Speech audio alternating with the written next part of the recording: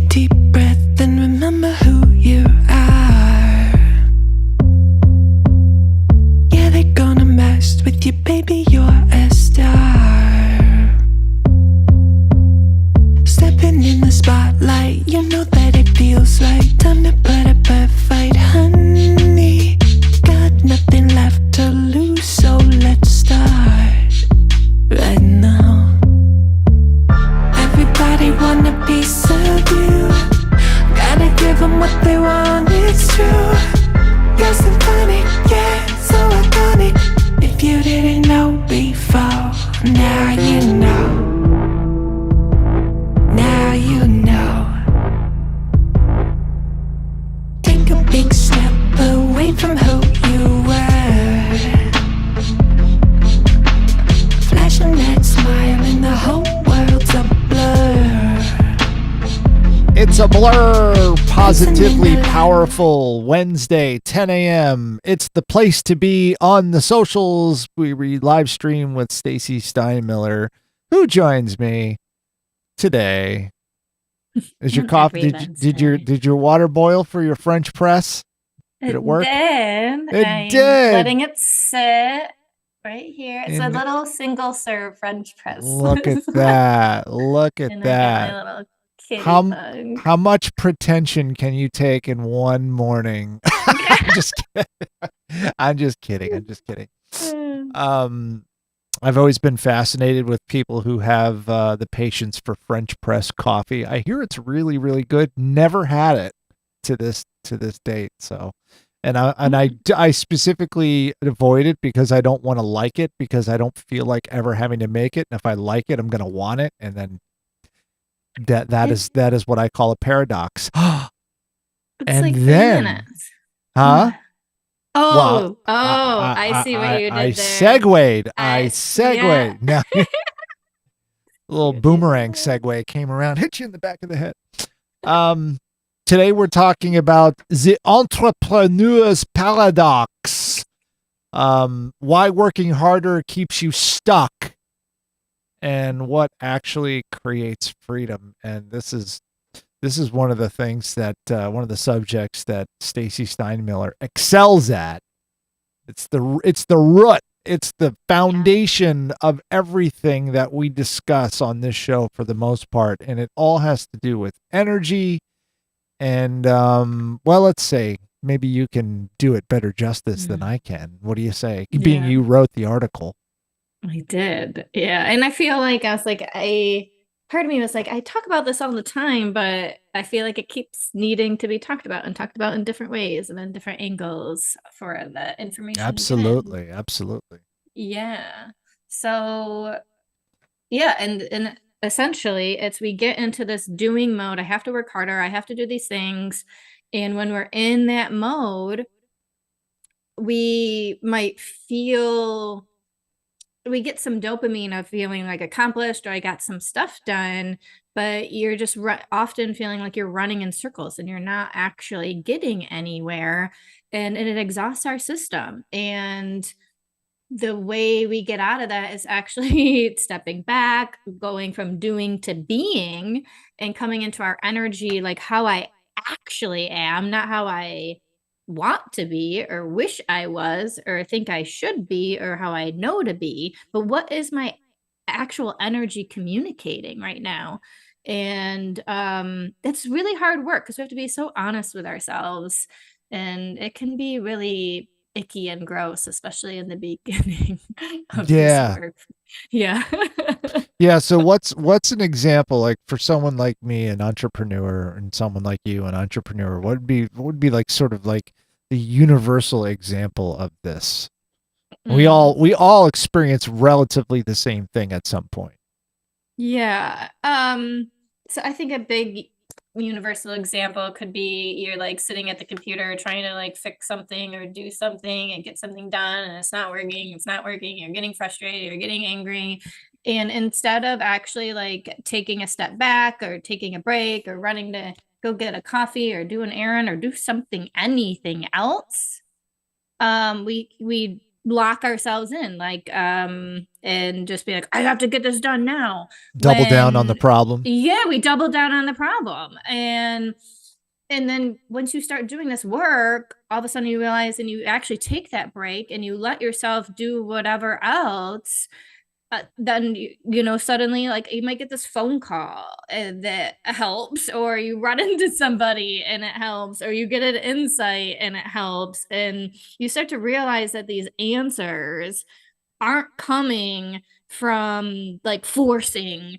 yourself to an answer. Like, that's not how the answers come. If you start to step back and look at all like the biggest insights and turnarounds and things that have happened in your business, it's like, oh, that came out of nowhere, or it feels like nowhere. Oh, that came out of nowhere. But it was about shifting your energy and your state of being.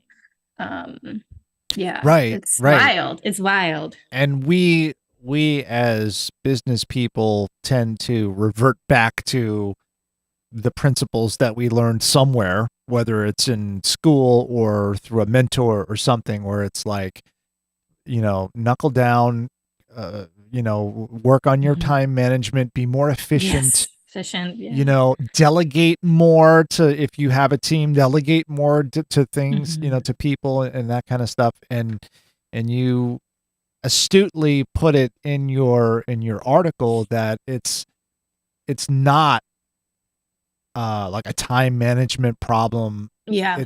It's a belief problem. It all comes from what you believe, the stories that you're telling yourself in the midst of these problems, in the midst of your day-to-day. And that's kind of bizarre, because it might be stuff that you don't really think about, because you're thinking about this thing and you're not thinking about a bigger energy behind it. And that's something that I've really grasped onto in the last couple of months, for sure. And I know you've been kind of hammering it home, but it's one of those things where I'm finding myself, when there's something going on here and I'm looking at it and I'm like, we're approaching this with the wrong energy. Yes. We're going into, how it is, where you see something that's coming up and you're like, oh, I'm so dreading that. I don't want to do that. That's going to be such a pain in the ass. That's going to be such a problem. And it's like, well, yeah, now it is. And I know we've talked about this before, because it all kind of comes around to the energy thing, So then you've got to really kind of come like back and focus on your beliefs. Yeah. And you had like a little system for that I read in your article. What would I'm trying to think of a way to just like, all right, so what's the like system? What's the system? Right? How do you do that? Just reading that system. Well, they put some prompts in there. A lot of it is reflection, right? And where do we go here? I'm scrolling up. So yeah, and I wanted to offer some things that go beyond meditate for 10 or 20 minutes. And not to say that that's not helpful. I think people, that's like their gateway into a lot of this work. As they start doing some meditation, they notice when they meditate, they're a bit more clear, a bit more focused, and so forth. And so I wanted to offer some prompts to go deeper, right? To offer something that goes deeper than maybe doing some meditation or deep breathing or exercises like that, and really getting into, about asking yourself about your ability to succeed. Like, what is that about? And because it's probably really rooted in, I succeed because I forego sleep and I just work myself into the ground, or, something like that. Like, we want to unearth what those beliefs are about success, and so that you can see, well, what if I could be successful without foregoing my sleep, without foregoing dinners with my family? What if I could be successful and take vacation at the same time? And when we don't even let ourselves think that that's possible, you're not going to build the life that will make that possible because you don't think it's possible, right? That Right. makes sense, right? You Yeah, can't I mean, create something if you don't think it's possible. when You're not someone going to be says, focused on that. yeah, when someone says, you know, when was the last time you had a vacation? You go, oh, yeah, right, vacation, as if. I mean, Right. there's the problem right there. There's the problem right Exactly. there. You've Yeah, and there's gotta like a you've gotta moral make that. judgment. There's a moral judgment, right? Because there's a lot of fear. So this is a deep fear that I've seen, I think, with every entrepreneur that I've talked to, at least. And I think I might have mentioned this on here before, is there's a lot of judgment, right? When people like, well, you're like, oh, you're in business for yourself. So it's like, oh, you're in it for the money, you must make lots of money, and you're just trying to get money out of people, right? There's like this perception. And oh, you want to like work, hire other people to do the hard labor while you go on your vacation, right? And you hear people talk about leaders in this way of, well, they make all this money and they're just on vacation all the time. So when you start a business, you're like, well, I don't want to be seen like that. I'm going to be the hard working one. I'm going to be the one, right? Yeah. Because I don't want people to perceive me as just taking money and going on vacations. But then we inadvertently set our lives up for an extreme grind, which is more of a grind than the grind that we were trying to exit to begin with by leaving the 9-to-5 job, right? The whole point was for freedom, right? Because people go into business for themselves because they're like, I want to work on my own schedule. I want to do things when I want to do it. But then you're like, well, I don't want to be seen in this way. And then you end up creating the same problem because of your belief systems. So, yeah. But that's a common one, I think, that most people struggle with. And you, one of your ways to kind of start breaking the cycle is to take like 20 minutes aside and journal. Yeah. With Yep. these prompts that you talk about, like, what do I believe Yes. about my ability to succeed? Why? Right. Yes. Where did these beliefs come from? What evidence do I Yes. have that contradicts these beliefs? Write them down. What do I need to believe instead to create the life that I actually want? And this is where I think it kind of separates the I mean, it separates the believers from the non-believers, really, because the ones that say, oh, that's a bunch of hokey, right, that's where it stops for them. It goes, brr, that's it. Yep. And Yep.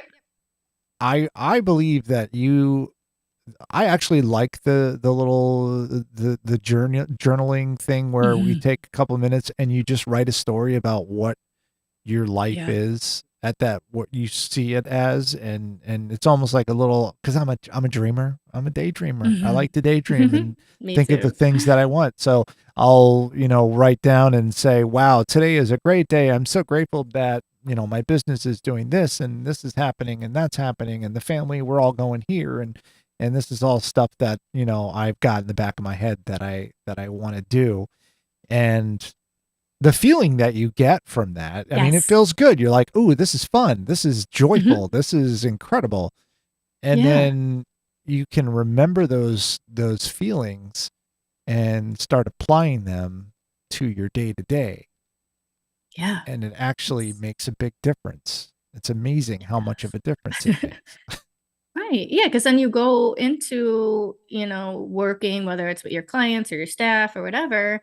And now you're in this energy that everything is working out and I am balanced and I don't need to sacrifice my health or my relationships or, in order to have the success that I desire. And that's where it's really a holistic approach. And about my work, it's about people wanting to, I want time with my family, I want my marriage to be better, I want my relationship with my children to be better, and they realize that you need to start to relate to your business differently to support those deeper goals.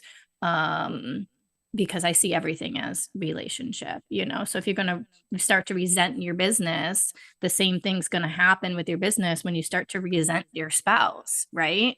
Right. Like that same energy, So it's like when you start resenting your spouse, like that is a really bad place to be in, which is why gratitude and appreciation are like one of the cure-alls. So yeah. So same with your business. When you start resenting it, you're going to treat it like shit, right? Because you're angry and you're not meeting your own needs. And you're not meeting your own needs because you've decided that that's not possible for you, right? Like you've created your own hell. And a lot of this stuff is sort of unconscious from our own, our own doubts and Yes. everything. And you, once again, you have to recognize that you're doing that. So like, how do you, like, what is, when you choose something unconsciously, it just sounds weird. It sounds, because it's like involuntarily choosing something. What? Well, so it's basically recognizing, and that's where the reflection prompts, or you get really honest about what you're doing with your day, right? So if you're like, well, I don't really believe in working myself to the ground, right? Let's say that somebody's like, but yeah, okay, well then, right? Then, okay, for the rest of the day today or tomorrow or whatever, pick a day and I want you to write down everything you actually do that day, right? And you take like inventory. And then you see, I didn't eat until 11 a.m. Or when I did eat, this is what I ate. Or when I talked with my staff, it was, criticizing and I didn't really take much, I only took 5 minutes with them or whatever it is, right? Like, so you need to look at the data of how you're actually showing up.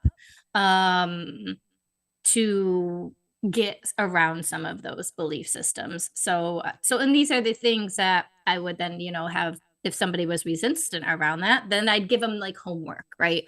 So that's the thing with coaching. It's so individualized of, okay, if this is going on, well, your homework is going to support becoming more aware to buy into this idea that, oh, right, I am getting in my own way. Because until we truly accept that, it's going to be hard to make any changes to start to live differently, right? Yeah. And I love the idea that energy creates results as much as your actions do. And that's a hard pill for a lot of people to swallow, because you're like, no, I have to actually do this. And there are some doing, Yes. but when you have the right energy going into it, you start to realize that sometimes the path becomes easier and you have a different viewpoint. So you're able to, I don't know, you can discover a new way to do something that didn't occur to you before. And it's just like before when you said, just kind of happens, like it's a miracle, like, whoa, this, I didn't think about this before, or this just appeared. And it all kind of lines up. It all lines up, but you have to get yourself in that right position for it to line up. Yes. If someone is watching right now and they say, okay, but I still have to do things in my business. How do you how do you balance the aligned energy with taking action? Yeah.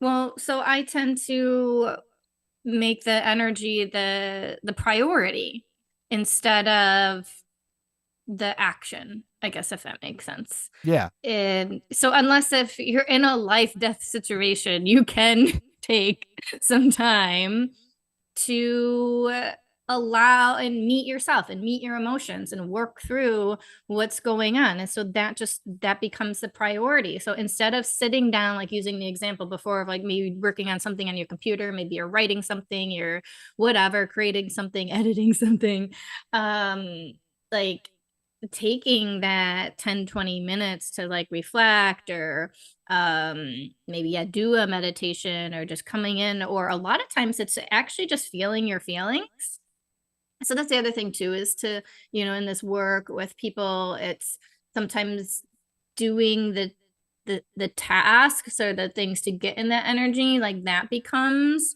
a distraction too. And you're like, okay, I'm just going to meditate for 20 minutes and then I'm just going to go on. And then you might feel like, oh, that's not working, because you're probably having feelings that need to be acknowledged, that need to be seen, that need to be processed, that need to be felt. And so honestly, sometimes the best thing you could do is to feel your feelings and cry and get them out. And I know that sounds insane, but I've really witnessed a lot of miracles Well, after that. it's interesting that you talk about crying. So we went to the Rotary Roundup last night at the Carlson, which I was your guest, and we went and I met all the cool Rotarians, and of course we know Paul Guglielmo was there. He's a big Rotarian, and I've known Paulie for quite a few years, and we don't hang out or anything, but we cross paths here and there, and we talk about radio and podcasting and stuff like that. And he's like one of the coolest guys you'll ever meet. And we were just talking about the struggles of owning a small business or a startup, or just being your own boss. And he shared a story with me where early on in the craft cannery, in his business, the craft cannery, it was like payroll. And he said he had just covered the payroll, and he had like, less than $1,000 in his account after he just covered payroll. And he went out to his car and he cried. Yeah. And he's like, and it wasn't tears of joy because he got it. He made the payroll. Right. It was because I'm going to have to do this again next week. Next week. Yeah. But that acknowledgement, that release of the energy, it does help you get through that. And it helps you kind of reset and go, okay, all right, I can accept this. I'm doing it. Yeah. But you have to acknowledge those feelings. You can't bury them. You can't deny them or ignore them. You have to acknowledge those feelings. It makes a huge difference. And sometimes you can't understand why it's making a difference. It just is. You feel it. You're like, I feel better. Why? I feel better. I just cried. Why do I feel better? To make any sense, I should feel worse. Right. And that's like a cultural thing too. So we have to then undo all those beliefs, right? Like there's so much shit to undo. And that undoing is what you talk about, choosing a new story. Mm-hmm. So what exactly, and this can happen quite a few times, and it has to do with each different thing that you're doing. There's a story behind every action. There's a story behind every goal. And you sometimes have to change the story behind it if you want to actually get there. Mm-hmm. What does that look like in practice when you're having a hectic work day and you're like, because sometimes I can't think, I've got so much going on. I'm like, I can't think, all right, stop. Let's talk about this. Let's think about this story. Yeah. But you kind of have to. Right. Well, and that's where the journaling can be really helpful. And maybe let's use that payroll example that you brought up. I'm glad you brought that one up, because that is also like tends to be a very high stressful thing.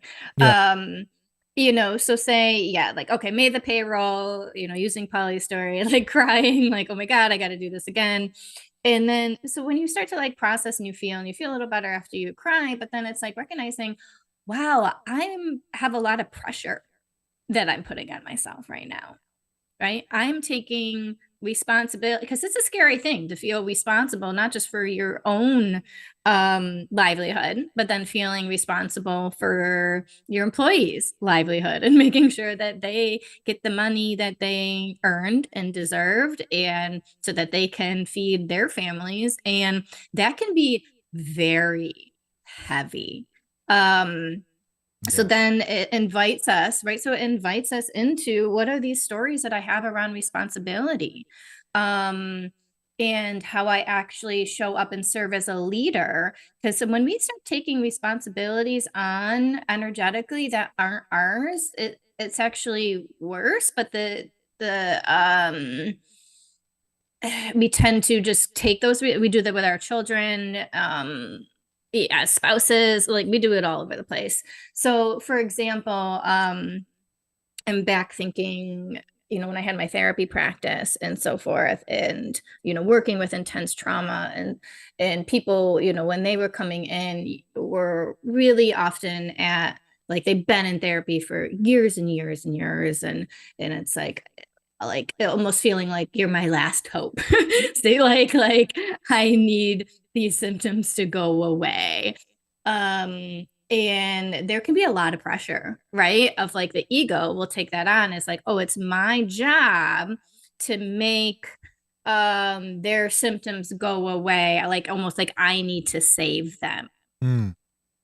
And that's not the energy, because you know what that does? That just increases the helper's anxiety and pressure and stress. And it's hard to lead energetically from that place. So it's learning and undoing what this responsibility stuff, so that actually when you take less responsibility for other people, you're able to hold more and lead more.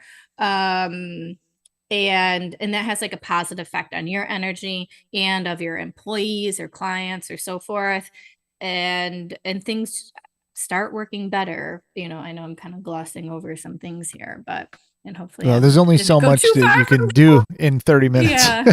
yeah. Sorry. Yeah, I'm like, oh my god, I'm getting really deep here, and we're almost done. So maybe we can pick that up another time. But yeah, I guess it's saying like there's usually a lot of to invite understanding these beliefs around a lot of stuff, like responsibility and what we're responsible for, and our desire to save others or to fix others or to right. And people that have businesses tend to want to save and help fix others, right? So Yeah. And really, it really comes down to, this whole conversation really comes down to kind of a simple idea that your where you are with your business has just as much to do with your attitude as it does yeah, with your actions. I mean, yep, that's to simplify it down yep, to that, is no matter what it is that you're going, whether you're going into a meeting, whether you're going into some task that you don't like to do, whatever it is, the energy that you bring into those things, those duties will affect the outcome, yeah, whether you want to believe it or not. I mean, you should believe it because it's true. If you don't yeah, believe it, then I think you're doing yourself a disservice, because now mm-hmm. you're unable to, it's like a block. You can't get Yes, past that because you don't believe that it's there. right, exactly, yeah, exactly. So let's see, what would we say? What did we learn? Dun dun I love it. dun dun dun dun. We learned Get the music that going. you're unconsciously choosing your doubt, right? We Yeah, talked about that. And people yeah, saying, I'm not enough, all these different things that you're repeating to yourself. Don't do that anymore. Number 2, your energy creates results, not just your actions. Hey, I just said that. What do you know? yeah. Wow, look at It's almost you. like I read this stuff beforehand. And unwavering self-belief is a practice, not a destination. Yeah, Practice makes perfect, yep, right? sure does. You're not Yeah, gonna hit it perfectly every time, or like right off the bat. This is work that you have to keep doing. I'm doing it constantly. I'm yep, constantly, and I'll, take 2 steps forward and a step back, and then 3 steps forward and then 4 steps back, and then, a little dance. But as long as you're progressively still moving forward and you are learning from those mistakes, and you're, applying those things that you learn and remembering, hey, I've got to remember to do this. I've got to, you know, that's the important part. And yeah. here's the bonus. This is my favorite part. Ooh, bonus. Scott likes obnoxious flying text. Yay! Little Scott fun fact at the end of Yeah, a each little fun episode now. fact. It's just one of those crazy things that I Take do. a deep But anyway, it was fun talking about this stuff. We've been talking about energy work since day one, and we still talk about it, and it works its way into everything that we do because it's important. So don't forget what your energy is. RadicalLifeCoach.com for the Energy Queen. That's your new title. The Queen of Energy, the Queen of Good Energy. Rockvox.com if you want to do a live stream like this, or if you want to do podcasts. We've got, studios and professionals who can help you do it. You can just walk in, talk, and walk out. We handle everything else. And we will catch you next week on this awesome show. Take care. From